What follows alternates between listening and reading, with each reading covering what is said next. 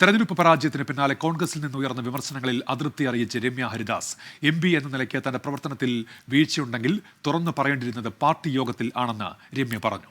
ചേലക്കര ഉപതെരഞ്ഞെടുപ്പിൽ മത്സരിക്കുന്ന കാര്യം പാർട്ടിയാണ് തീരുമാനിക്കേണ്ടത് എന്നും രമ്യ ഹരിദാസ് പറഞ്ഞു.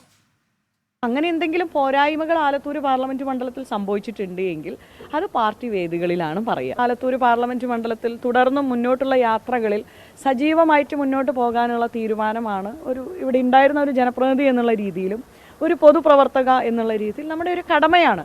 അപ്പോൾ അതിനകത്ത് വരുന്ന ഒരു മണ്ഡലമാണ്. അങ്ങനെ ഏതെങ്കിലുമൊക്കെ രീതിയിലുള്ള ചർച്ചകളോ കാര്യങ്ങളോ നടന്നതായിട്ട് പാർട്ടി തലത്തിൽ നടന്നതായിട്ട് എൻ്റെ അറിവിലില്ല. നാളെ അങ്ങനെ പാർട്ടിയാണല്ലോ നമ്മളുടെ ഏതൊരു കാര്യങ്ങളിലും തീരുമാനമെടുക്കുന്നത്. അപ്പോൾ പാർട്ടി പറയുന്ന സമയങ്ങളിൽ ആ പ്രവർത്തനം എവിടെയാണ് നമ്മൾ ചെയ്യേണ്ടത് അത് പാർട്ടി പറയുമ്പോൾ അനുസരിക്കുക എന്നുള്ളതാണ് നാളിതുവരെ ചെയ്തത്.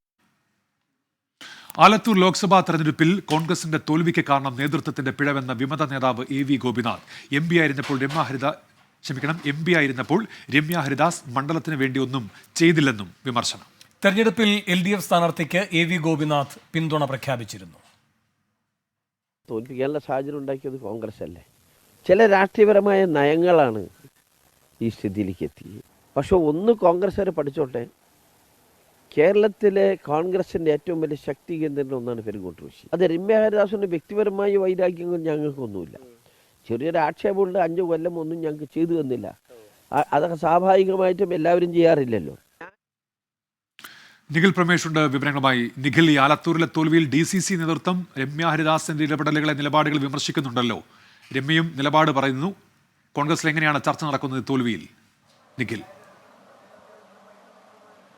Unmesh Venu, DCC president A Thankappan ആലത്തൂരിലെ തോൽവിക്ക് കാരണം സ്ഥാനാർത്ഥി രമ്യ ഹരിദാസ് ആണെന്ന് ആദ്യം തുറന്നു പറഞ്ഞത് 24നോടാണ്.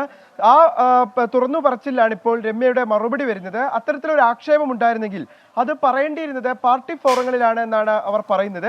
അല്ലാതെ മാധ്യമങ്ങൾക്ക് മുന്നിൽ വന്ന് ഇത്തരത്തിലുള്ള വെളിപ്പെടുത്തലുകൾ നടത്തുകയായിരുന്നില്ല വേണ്ടത്.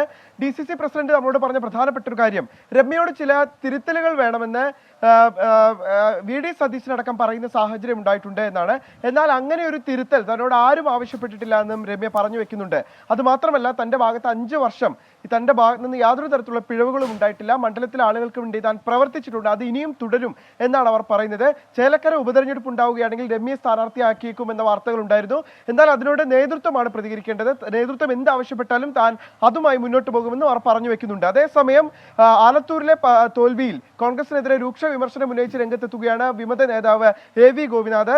താൻ ഒരു ആഹ്വാനം നൽകിയതനുസരിച്ച് ആലത്തൂർ മുഴുവൻ തനിക്കൊപ്പം നിന്നു. അതിന്റെ പ്രതിഫലനമാണ് ഈ തെരഞ്ഞെടുപ്പിൽ കണ്ടത് എന്നും അവർ പറയുന്നുണ്ട്. ഒറ്റയ്ക്ക് നിന്നാലും ചിലത് ചെയ്യാൻ കഴിയുമെന്ന് താൻ തെളിയിച്ചു എന്നും AV ഗോപിനാഥ് പറഞ്ഞു വെക്കുന്നുണ്ട്. എന്തായാലും ഈ വിഷയത്തിന്മേൽ കോൺഗ്രസിന് ഒരു പഠനത്തിന്, ഒരു കൂടിയാലോചനയ്ക്ക് തയ്യാറെടുക്കുകയാണ്. ആലത്തൂരിലെ തോൽവി അടക്കം തന്നെ ഇനി വരാൻ പോകുന്ന പാലക്കാട് ഉപതെരഞ്ഞെടുപ്പ്, ഇത് രണ്ടിനും വേണ്ടിയിട്ടുള്ള ആലോചനകൾ ഇതിനോടകം തന്നെ കോൺഗ്രസിൽ ആരംഭിച്ചു കഴിഞ്ഞിട്ടുണ്ട്. ശരി, നിഖിൽ പ്രമേഷാണ് വാർത്തയുടെ വിശദാംശങ്ങൾ നൽകിയത്.